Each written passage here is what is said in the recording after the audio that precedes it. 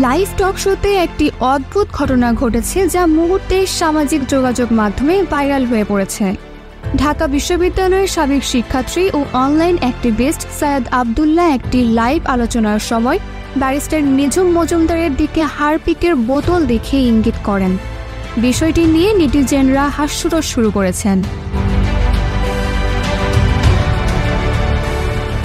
ঘটনার সূত্রপাত কয়েক বছর আগে, যখন একটি ফোন কল ভাইরাল হয় যেখানে অভিযোগ করা হয় ব্যারিস্টার নিঝুম মজুমদার কথিত প্রেমিকাকে হারপিক খেয়ে আত্মহত্যার হুমকি দিয়েছিলেন। যদিও ওই কলের সত্যতা যাচাই করা যায়নি, নেটিজেনরা তাকে বিদ্রূপ করে হারপিক মজুমদার নামে অভিহিত করতে শুরু করেন। টকশোতে সৈয়দ আবদুল্লাহ, নিঝুম মজুমদার, কাজী ওমর ফয়সাল এবং তানভীর আহমেদ আলোচনা করছিলেন।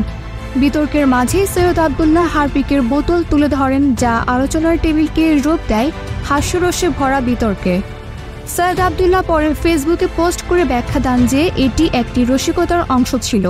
তবে টকশো থেকে এই দৃশ্য ভাইরাল হওয়ার পর এটি নিয়ে সামাজিক মাধ্যমে তোলপাড় শুরু হয়েছে। কেউ বিষয়টি নিয়ে সমালোচনা করছেন, আবার অনেকেই একে মজার ঘটনা হিসেবে দেখছেন। এই কাণ্ডে নিঝুম মজুমদারের কোনো আনুষ্ঠানিক প্রতিক্রিয়া পাওয়া যায়নি, তবে ঘটনাটি এখন টক অব দ্য কান্ট্রি।